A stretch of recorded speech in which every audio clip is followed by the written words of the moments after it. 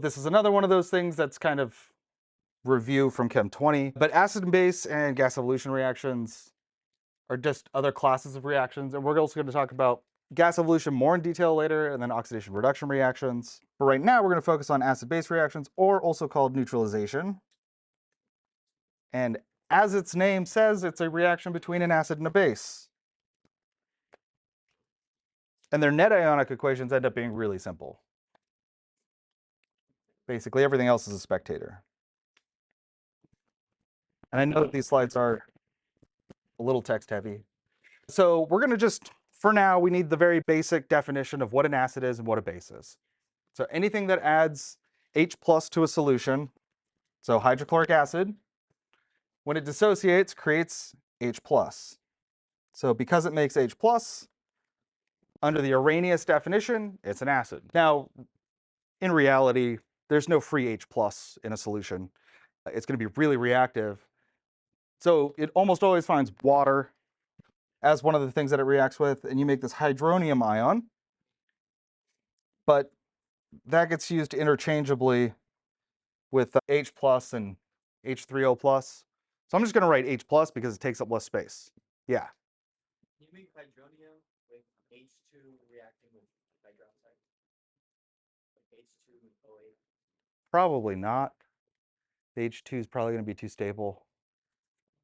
You might see some, but probably not. We're also going to talk about polyprotic acids, more than one ionizable proton, and they release them sequentially. In Chem 20, you would have seen like H2SO4, we just assume that it dissociates completely all of the time.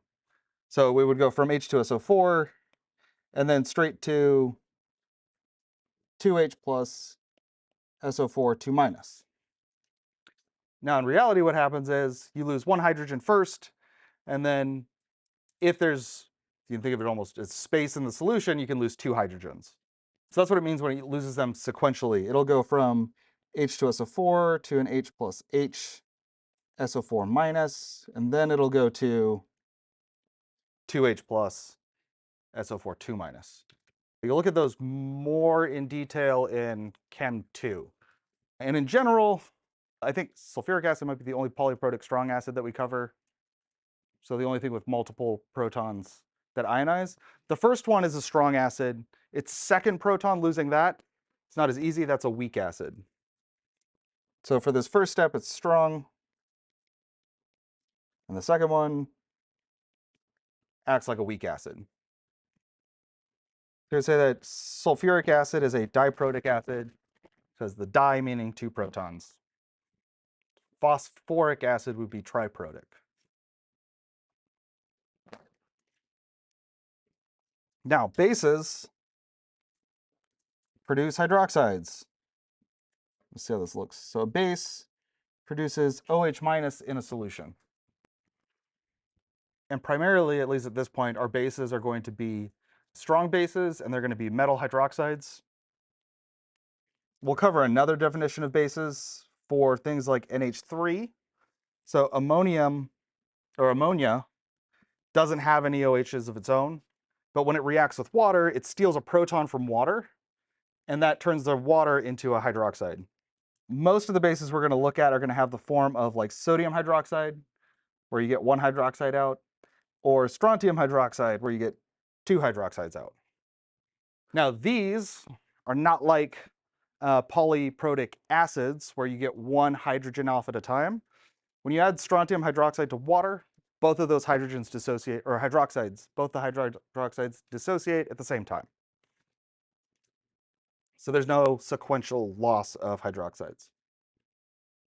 So the basic acid-base, not even the basic, the acid-base reaction is a neutralization. And we call it a neutralization because our acid, which has the hydrogen, reacts with the base, which has the hydroxide.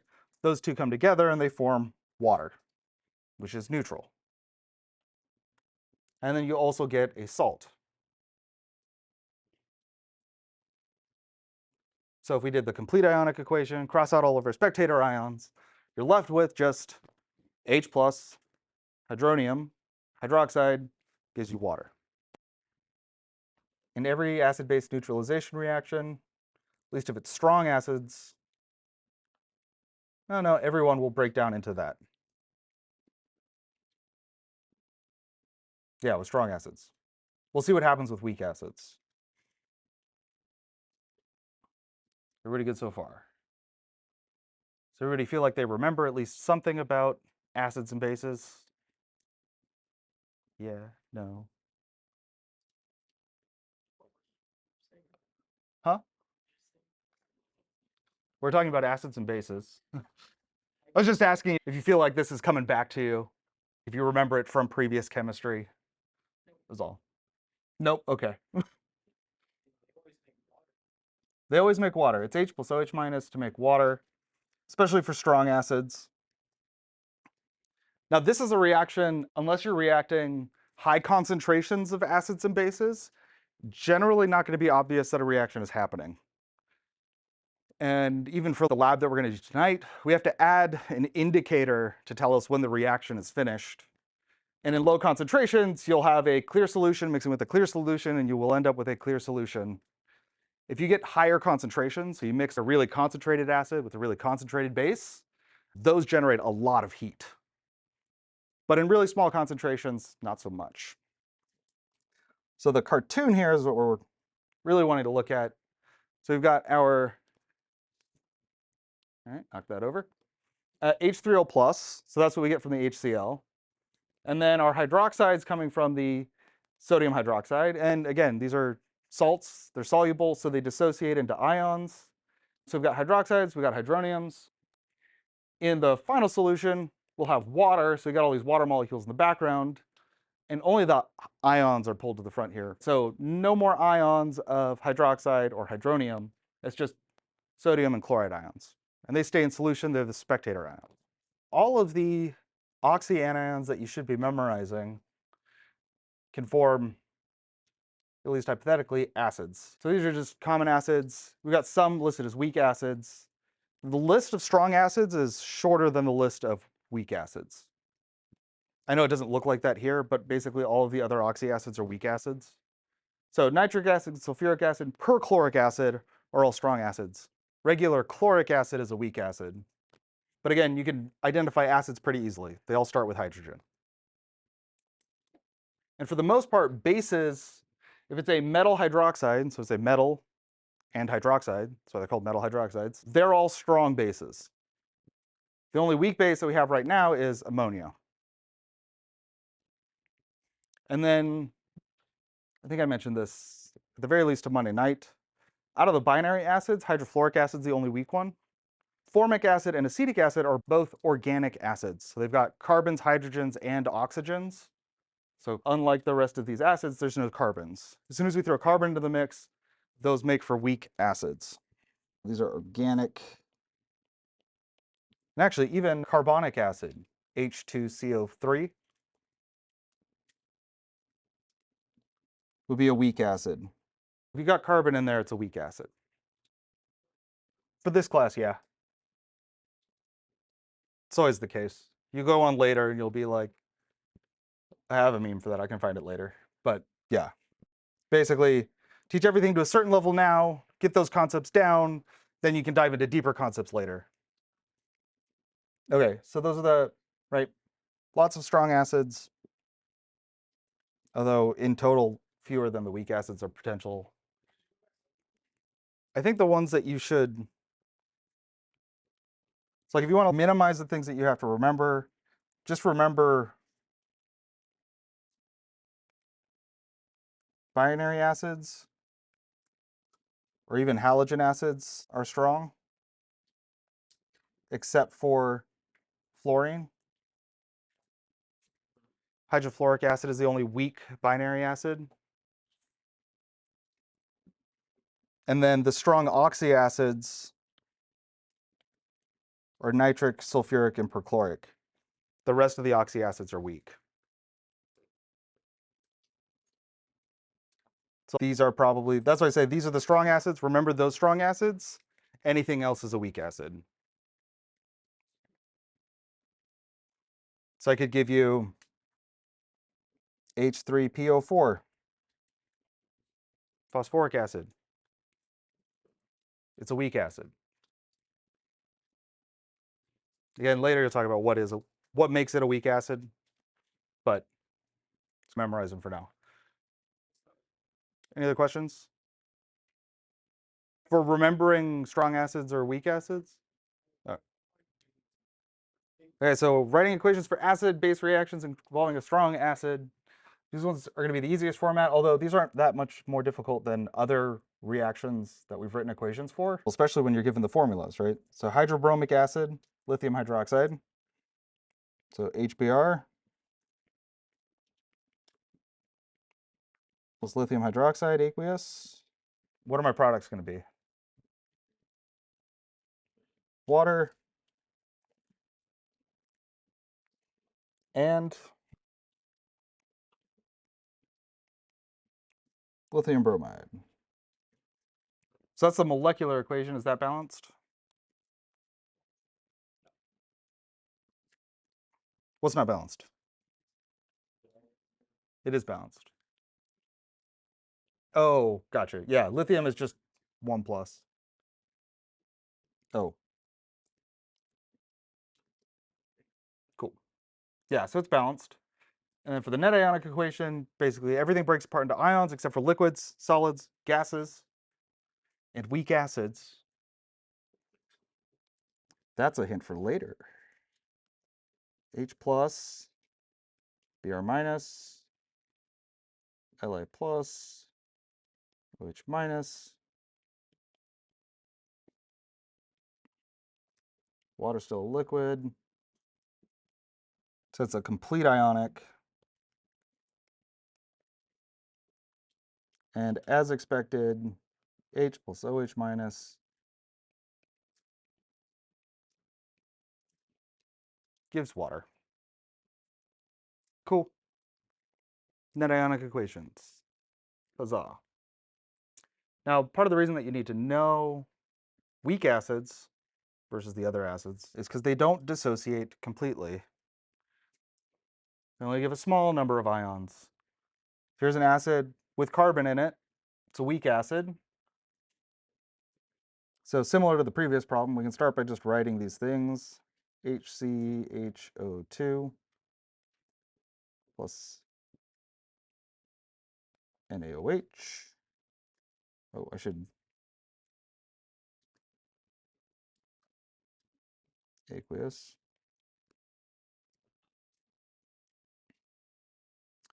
And we'll get water. And what's going to be the formula of the salt? It's going to be NaCHO2. So the reason that acids are written this way, with the hydrogen first, that first hydrogen is different from this other hydrogen. Any hydrogens that are written first, those are the ionizable hydrogens.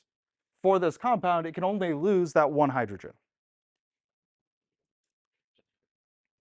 If it had two hydrogens, so one example would be H2C2O4 is oxalic acid.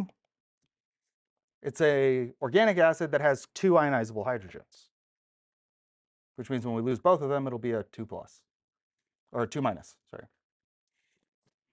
All right, so what's going to ionize in this reaction? Ionize completely.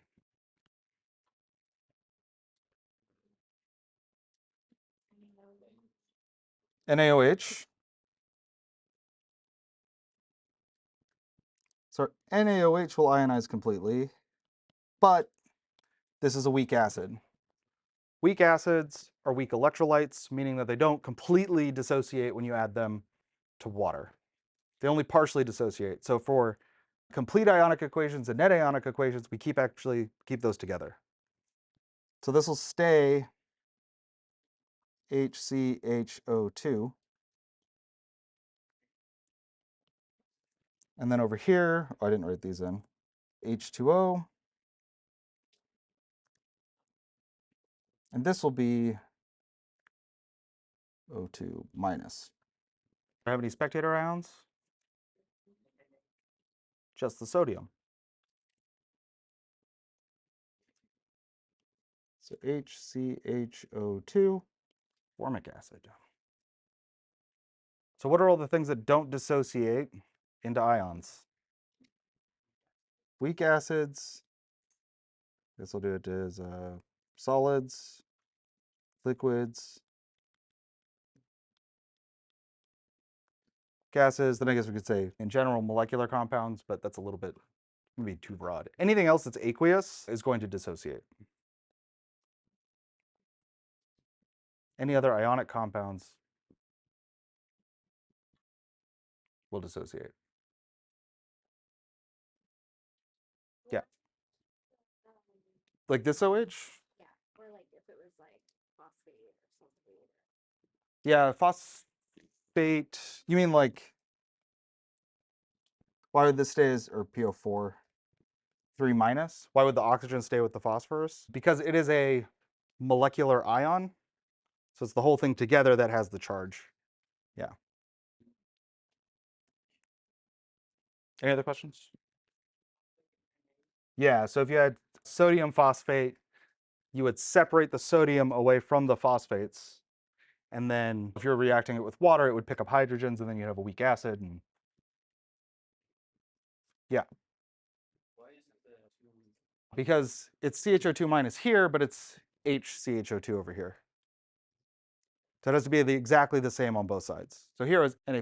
This doesn't dissociate because it doesn't actually completely dissociate when you add it to water. A very small amount of this will actually become H plus and CHO2 minus. Not all of it. Most of it stays as HCHO2. So if it was a strong acid. Yeah, if it was hydrochloric acid like in this, or this one was not hydrochloric, but hydrobromic acid here is a strong acid. So this does completely dissociate. So if you add HBr solid to water, you will have no HBr solid afterwards, or any HBRs floating around. It'll all be hydrogens and it'll all be bromides.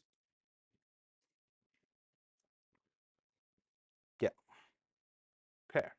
All of that to get to titrations, at least for this, up till this point. And titration is a fancy word to figure out the concentration of an unknown solution. And so it's a strategy that we use. We take the acid-base reaction, really this. We take the fact that if I have a solution that has hydroxide ions in it, and I add an acid to it, those will react and form water. And based on the amount of hydrogens that I add, hydronium that I add, or the hydroxide that I add, I know when the reaction's done because they'll use each other up and give us a predictable endpoint for the reaction. Zoomed way out. So in a titration, we have a solution of known concentration, and we'll have a solution of unknown concentration. And because we know something about the known, we can use that to determine the concentration of the unknown. And so again, we're using this H plus OH minus to form H2O. So this next line, one solution is added to the other until the reactants are in their stoichiometric ratio, meaning this ratio, right? If I'm trying to find an unknown concentration of hydroxide, I add hydrogen until it's the same amount as the hydroxide. And then you use stoichiometry to calculate the unknown concentration. And then because, again, this is one of those reactions where, again, in low concentrations, we're not going to see any changes, we add a special compound called an indicator that will change colors at that equivalence point.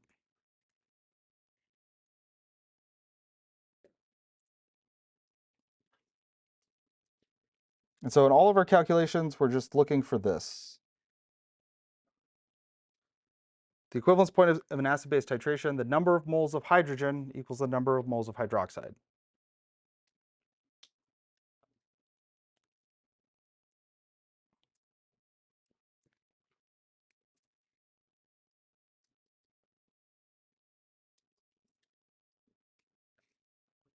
So it might look something like this. Super simplified cartoon. So we've got a solution of hydroxides up here. We got a solution of hydrogen ions down here. We got our base, we got our acid. If I open up the burette, start letting these hydroxides drip into my flask, every hydroxide that falls in there will go and it'll find a hydrogen. They'll react and turn into water and then become neutral. Add more hydroxides, they all start finding hydrogens and start to react with all of them, just becoming regular water. And then as soon as I've added exactly as many hydroxides as there are hydrogens, the solution will turn pink, which kind of seems like magic, but it's all based on the pH and the balance. So now in the solution, actually, here, let me do this first. Does this work out? Yeah. Okay, right now you can't count how many are in here. But imagine that each one of these is like adding 0.1 moles of hydroxide. Right? At the beginning, I haven't added any. I open it up, I start this reaction happening, I'm dripping in hydroxide. Here I've added 0.3 moles of hydroxide, because I started with 6. And now I've got 3. And then I get to the equivalence point, and I've got 2 left up here. So I added 0.4 moles of OH minus. How many moles of OH minus are in the flask? Or how many moles of H plus were in the flask, I should say? 0.4. It's the same amount. And so we're going to use solution stoichiometry because it's harder to measure moles, again, but it's easy to measure volume. And so I can delete this. See, that they cheated. This one doesn't exist. It was never there. I'm doing a retcon. So there's 4 in here. Now there's 2. There's 4, right? So we react them all. That's the point, though. However much hydroxide I add to the solution, at the end point, when it turns pink, that's equal to the amount that was already in there of hydrogen. Oh yeah, and you'll see this too. It's in the picture there. You'll see this tonight. When you first start, it will be clear, and you'll add solution to it, and nothing will happen. And nothing will happen for a while. And then eventually you'll start to see it turn a little bit pink just where the solution is, or your hydroxide's dripping into your solution, but it'll go clear pretty quickly as you keep stirring. And this is actually, I point this out all the time, but solutions don't mix just like by themselves. Like, have you ever made a protein shake, put the protein powder in the bottom, you pour water or milk on top, right? Unless you actually shake it, it doesn't mix. And with protein shakes, even if you do shake it, they usually don't mix. Here, we're dripping this liquid in, and it's pink here because in that area, all of the hydroxides have reacted with all of the hydrogens there. But the rest of this stuff out here is clear, so there's hydrogens out there to still get. You could leave this and let it sit by itself, and eventually, in a very long time, it would all mix evenly. But that's why you swirl it, because when you swirl it, it gives it that extra mixing energy. And eventually you get to a pink solution. Now this pink solution is probably too far. But I'll show you what it's supposed to look like in class. Huh? Probably. That's the thing, is you can't tell because just a few drops can go to this. This does look like they really overdid it, but we'll see. All right, so remember, the whole thing that we're working with here is that the hydroxide added is equal to the hydrogen that was present. So ultimately, we need to calculate moles. And we're comparing numbers of moles. And we can get those because we know the volumes of the things, and we know the concentration of our known solution. So my known solution is going to be the 22.87 of 0.158 molar potassium hydroxide. And the unknown is going to be the 20 mil sample of sulfuric acid.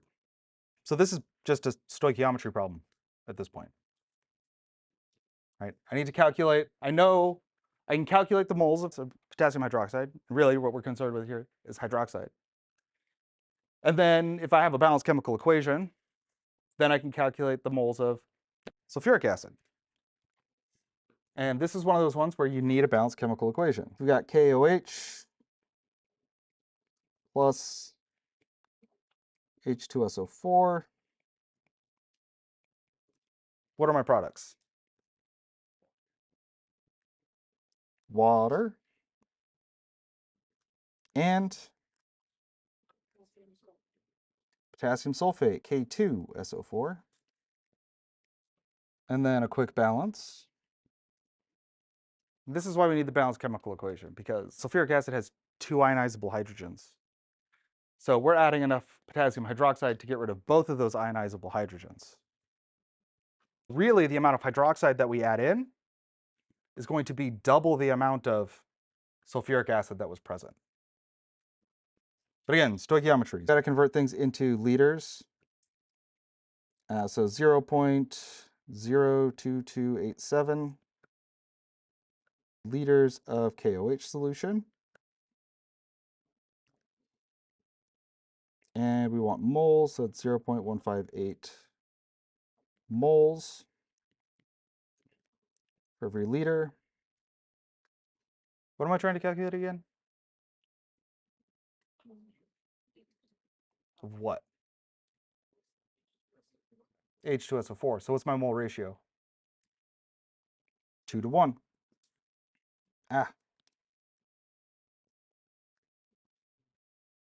So 2 moles of KOH for every 1 mole of H2SO4.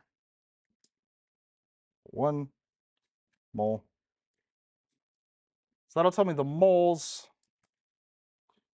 And then I want to divide that by the volume. But let's calculate the moles first. 0.02287 times 0.158 divided by 2.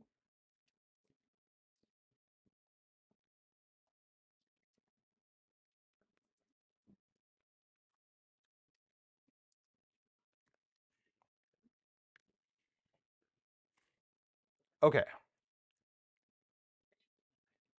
So we got the moles. Everybody's good with how we got to moles of sulfuric acid? Any questions? Okay, so now I want you to think about, we want to know the concentration of which solution? Yeah, the sulfuric acid solution. So which volume do I use to calculate molarity? Yeah, so we don't want to know the concentration of the solution after I mixed the 20 milliliters with the 22.87 milliliters. That would be the concentration of my final neutralized mixture. I don't care about that. The only reason I did all of that is to figure out what the concentration that the sulfuric acid solution, was before I did my titration. So that's why we're only going to use the 20 milliliters and not like in all of the remaining ion problems that you just did, where all of those you basically combine them. In those cases, we were concerned with what's the final solution and the molarity of everything in my final solution.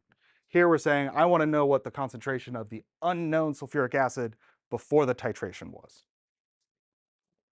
So we take our 20 milliliters, which will be 0.02000. Sorry, too many zeros. Got too excited. And now we take that and divide by 0.02.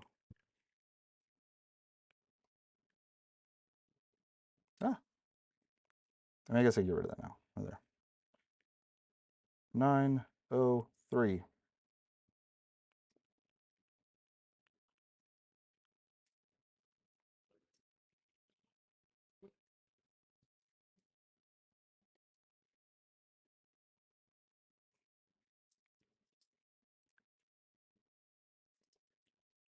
Okay.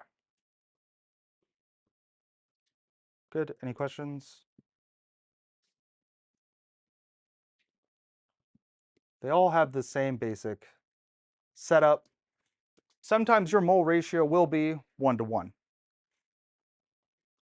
That can be a little bit simpler because then once you calculate how much hydroxide you added, it's the same as the hydrogen. And in this case, the moles here end up being the same. The thing that we're trying to find the concentration though of is sulfuric acid. That has 2 hydrogens. So we added twice this, or I guess twice this number of moles in hydroxide. They still end up being the same. Okay. No questions about acid-base titrations? Sure, you'll have more when we do them. Gas evolution reactions. I'm going to try and group these because I always hated gas evolution reactions, to be perfectly honest, because it was always thrown in there and I would do like a balanced equation and then forget that it was a gas evolution reaction. There's really only 3 or 4 different ones, and they have a similar format. I think there's 3. Might have 4 in this class. So in a gas evolution reaction, you produce a thing that is a gas. Now, how do you know what's going to be a gas? Does anybody know? It's your favorite. You memorize the things that are gases. But that's why there's not very many of them in this class. H2S is one of them, hydrogen sulfide. If you mix any two things together, here we've got sulfuric acid plus potassium sulfide. It's a double displacement reaction. We swap those, you get potassium sulfate, and then H2S. If you see H2S as one of your products, it's a gas. You just know it's a gas evolution reaction. The other type of gas evolution reaction is a decomposition after an initial reaction. So here's sodium bicarbonate plus acid. You use sodium chloride and H2CO3.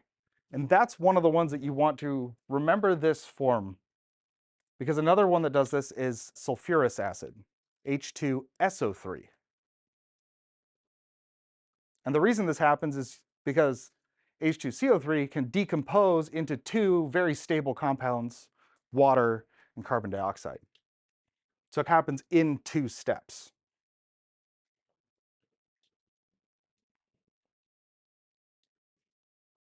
But you could have probably guessed, when you're actually doing a reaction, you know it's a gas evolution reaction because it makes gas. And in this case, we're looking at that sodium bicarbonate plus hydrochloric acid, and you get water and CO2 out of it because the, carbonic acid decomposes. And so it's the CO2 bubbles that come out. That was right, 4. 4 different reactions. 2 of them are very similar. So sulfides, hydrogen sulfide. These are the things that you should remember. Hydrogen sulfide and ammonia. If you get a reaction that produces NH3, that turns into a gas. For your other reactions that are gas evolution reactions, remember H2CO3 and H2SO3. Because those are the 2 compounds that decompose. And for me, again, patterns, really love patterns in things, right? Spot the difference between these 2 reactions. CO2, SO2, CO3, SO3. In both cases, we get this sort of same format of an acid reacts with either carbonate or sulfite, and then you get CO2 and SO2. 2S, and then carbonic acid, sulfurous acid, and ammonia. And I guess actually even for this one, it's really there's also a decomposition. Because the NH4, that can become water and ammonia. NH4OH. You just have to memorize those. So what do those represent? The ones that I highlighted? Yeah. The ones that you should memorize. So when you do your reaction and you predict your products, if you see H2S or any of these 3, then you know that either for H2S it's just a gas. So that's a gas evolution reaction. For these other 3, they all decompose into water and something else. Okay. So it should be a flag in your mind. I predict my products. Oh, I got sulfurous acid. That decomposes into water and SO2. These ones is also at first glance can be tricky to balance. So we'll have an example. So molecular equation for the gas evolution reaction that occurs when you mix hydrobromic acid and aqueous potassium sulfite. So hydrobromic acid is HBr plus potassium sulfite, K2. And what is sulfite? SO3. And even at this stage, this could be potassium sulfite, it could be sodium sulfite, it could be magnesium sulfite potentially, depending on if that's soluble. So what are my products going to be when I react these together before the decomposition? So my first set of products, if you were, again, you're completely primed to know that this is a gas evolution reaction. But imagine that you're just going into this, you're predicting products. What would be the products that you would predict first? Potassium bromide is one of them. And then H2SO3. And here, even before you balance it, you should see this and say, oh, that's one of the things. That's the thing that does the thing. That one. So that decomposes. And now you can say, okay, wait, these aren't my actual products. And you could maybe, I don't know, I'd be fine if you did something like this and rewrote it as not those actually, it's going to be KBr. That stays the same. Then you get the H2O plus SO2, and these should be labeled as liquid and gas. And now you can balance it. Actually, I'm not sure if it's easier to balance it there, or if it's easier to balance it before that. I guess it depends on you.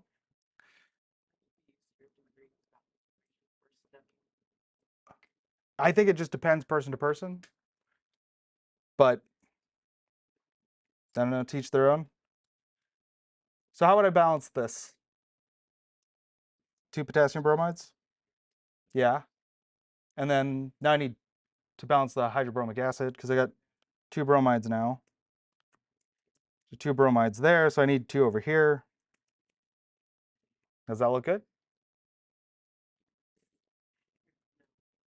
2 hydrogens, sulfur. There's 3 oxygens over here, but there's 1 there and there's 2 there. So it is balanced. Yep. So that is an example of how that should go, right? You write out these products, you predict them, and then you should just be looking out for those. H2SO3, H2CO3, NH4OH, H2S. I didn't cross these out. Oh, look at that, we're doing great. Any other questions about gas evolution reactions? Again, I know, it's another thing to memorize. Maybe. I can't ever say no, because if I say no, then nobody's going to study it. Huh? Because it might not be. He's not gonna say no, but he can't like 100% certainty to say yes. Yeah.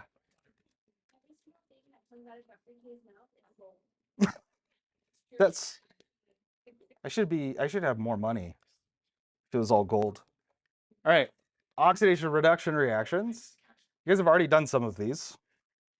I think this was another thing that, because again, I told you that Alex, I set up the modules so that they lined up with the stuff we were doing in class.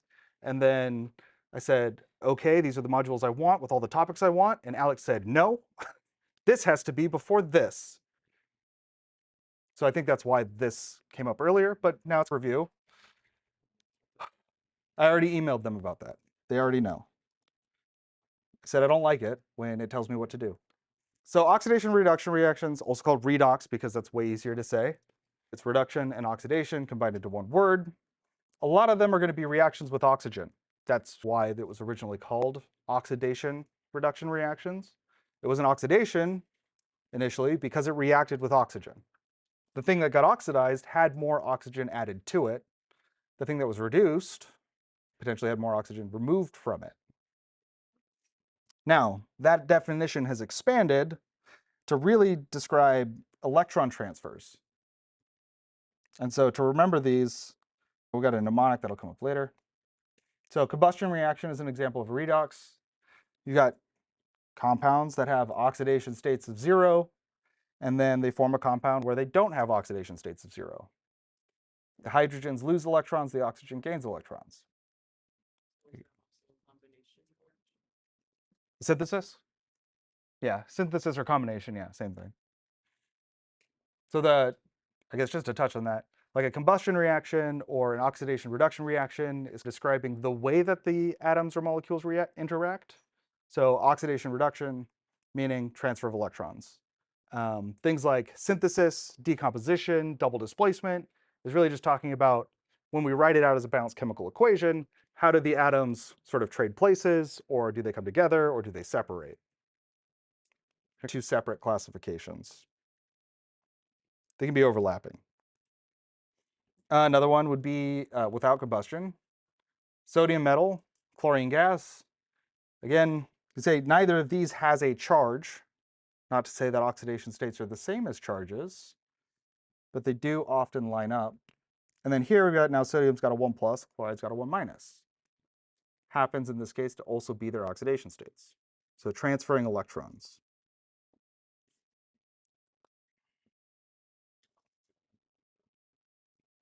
So we look at some reactions where just metals reacting with oxygen, or metals reacting with nonmetals. Again, from Chem 20, I should know that nonmetals really like to pick up electrons. And metals generally want to give up electrons. So in these reactions, the sodium, no charge, oxygen, no charge. The sodium gives up its electrons to oxygen, and then the oxygen takes those electrons. And then again, sodium's giving them up to chloride. So transferring electrons and ending up with ions. So converting into an ion means you're changing numbers of electrons, whether you're gaining or losing. So we can split a reaction up, like this sodium reaction with chlorine. We can say sodium becomes sodium and an electron, meaning it loses the electron. And chlorine, these electrons, gains 2 electrons to become 2 chloride ions. This was something that I noticed, at least in Chem 20, people are having a hard time with, especially things like this, where it's sodium and then Na plus 1 electron. The plus here is less like addition, and it's more like it's this and this in the products. Some of them were thinking that it's adding them together, but it's just saying we've got 2 things. And the superior mnemonic for remembering this is oil rig. Oxidation is loss, reduction is gain. So oxidation is always losing electrons, reduction is always gaining electrons. Leo says GR is too long. This is efficient. Oxidation is loss, reduction is gain. Every letter has a purpose. Leo says GR is like stretching it. Huh? I should. So you should have an option. I want my students to learn oil rig. This makes more sense. Honestly, though, I don't care which one you use, as long as you remember oxidation is losing electrons. Reduction is gaining electrons. So in redox reactions, this is going like one of the first times that we're really going beyond Chem 20. The transfer of electrons does not need to be a complete transfer. If we form compounds like here, we've got hydrogen, we've got chlorine, and we form HCl gas.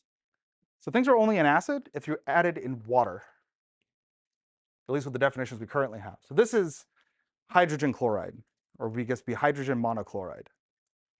It's just a molecular compound. And so the hydrogen and the chlorine, neither of them has fully given up electrons or fully gained electrons. They're actually still sharing them. And that's why we have oxidation numbers or oxidation states. It's an artificial way of keeping track of where the electrons are, at least mostly. So in this compound, we would say that hydrogen has mostly given up that electron. Chlorine has mostly gained that electron because the electron density has shifted more towards the chlorine. So the oxidation states or oxidation numbers end up being bookkeeping for that, which is what this next slide is. 608? Yeah. All right, so redox reactions between nonmetals, again, harder to identify than those involving combustion or ion formation, because again, while charges and oxidation numbers are not the same thing, they are very often the same. Or I should say, they very often line up and end up being the same thing. And we can use, actually, the fact that charges are so consistent to name ionic compounds. But for these nonmetals, these molecular compounds, we have oxidation states. So again, there are imaginary charges associated or assigned based on a set of rules. It's just record keeping of where the electrons are. Actually, yeah, I guess to iterate that more, this is honestly, that's a bad example. Here's a better example. Right? If I have N2 plus O2 becomes, let me do it this way, 2NO. How are the electrons being transferred in this reaction? And it's okay if you can't figure it out because the answer is you can't tell without something else. So even in this previous reaction here where we have H2 and we've got Cl2, learned that hydrogen generally gives up, quote unquote, gives up electrons, and chlorine is going to gain those electrons because hydrogen generally forms a 1+ charge, almost always. Chlorine almost always forms a 1- charge. So even when you're looking at this, we can make some predictions about how electrons are moving around based on other things that you've learned about hydrogen and chlorine. In a reaction like this, though, N2 and O2, you learned those both as being negative charges. So nitrogen would be a 3- and oxygen would be a 2-. So how do they manage that in the compound nitrogen monoxide? So that's where these rules come in. The rules are, sorry, just make sure I'd written that correctly. Free elements have an oxidation state of 0. Monoatomic ions have an oxidation state equal to their charge. So if it's an ion, it has the same oxidation state as its charge. Calcium here would be a 2+, chloride would be a 1-. The sum of the oxidation states of all the atoms in a neutral compound is 0. Really, we could say should add up to its charge always. So if a molecular compound doesn't have a charge, oxidation states add to 0. If it does have a charge, the oxidation states add to whatever the charge is. So for nitrate, whatever the oxidation numbers here are, they have to work out to -1. For water, they add up to 0. And then for ionic compounds, metals will have positive oxidation states, and that's where we get this lining up with charges. Right? Sodium's going to have an oxidation state of 1+. Calcium will be, or I guess I should say +1. +1, calcium will be +2, so chloride is 1 or -1, and each fluorine will be -1 there. So really for ionic compounds, I think oxidation states are the easiest because it's always based on a cation, which is going to be a positive charge, and an anion, which is going to have a negative charge, or a positive oxidation state and a negative oxidation state. So why do you have 3 elements in the compound? Yeah, yeah. And you're always working back in terms of priority there. So that's where this list comes in. Because now if we've got compounds that are all made up of nonmetals, we basically assign, partly based on electronegativity and other trends, but a hierarchy or a priority list of oxidation states. So if you have a compound with fluorine in it, fluorine will always be -1. Even if that makes the other atom do something weird. An example of that might be, I don't know, if you had oxygen monofluoride. Right? So fluorine is going to be -1. And now this compound, because it has an overall charge of 0, that means that oxygen has to be an oxidation state of +1, even though oxygen never formally forms a +1 charge. And again, because this is all an invented system for tracking electrons, fractional oxidation states are possible. And again, because they're not charges, we write the sign before the number of oxidation states and then after the number for ionic charges to separate them. So really, it's fluorine, hydrogen, oxygen, and then halogens, chalcogen 6A, and then 5A.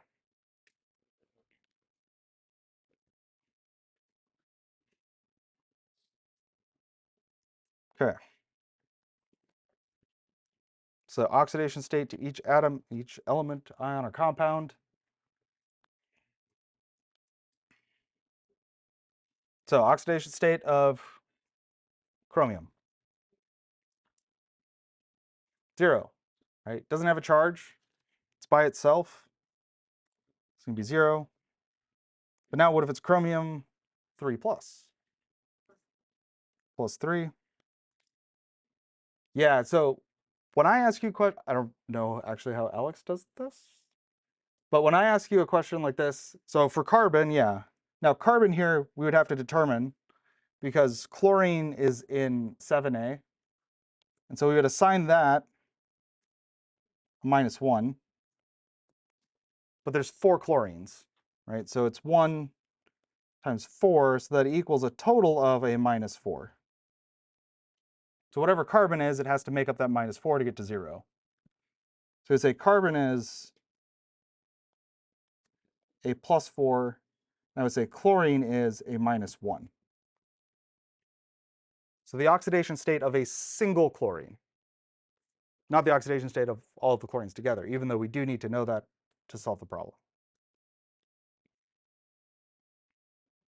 Okay, and then strontium bromide.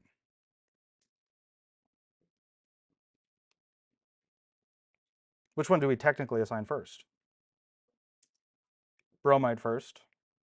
What would bromide be? -1. So there's 2 of those. So brontium, cool. Bromine is -1. Strontium is +2. Ooh, if we got sulfur and oxygen in a compound, sulfur trioxide. Which one do we assign first? Oxygen, because it's fluorine, hydrogen, oxygen. And then you work your way down. So oxygen is going to be -2. Sulfur is +6. And then for nitrate, which one do we assign first? Oxygen. So nitrogen is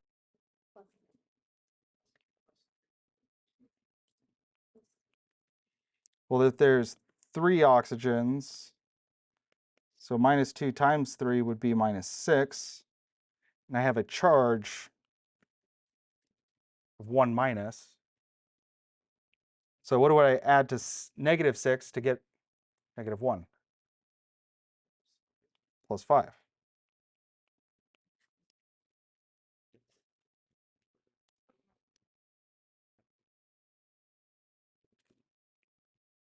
And I guess just for fun, because you asked if they're about 3. So I'll try and keep these other ones on there for those of you who are still writing. So now I got to do hydrogen, do it this way, carbon and oxygen. Which one gets assigned first? Hydrogen. Hydrogen's one of the only things that beats oxygen. And now, this is where, yeah, we've got 3 things. So we go in the order of the priority list. We go hydrogen first. Now we assign oxygen. And then carbon is just left to make up the difference. So oxygen would be -2 like it almost always is. So you might want to just type these kind of ones into a calculator. But from the oxygen, it's going to be -2 times 3. So that equals -6. So I guess this is from the oxygen. And then the hydrogen is going to give us a +1. So that's -5. So what's carbon? You're on the right track. But if I add -6 to -5, so I got to get back to -1, so it's +4. -5 plus 4 would be -1. Okay. Any other oxidation state questions?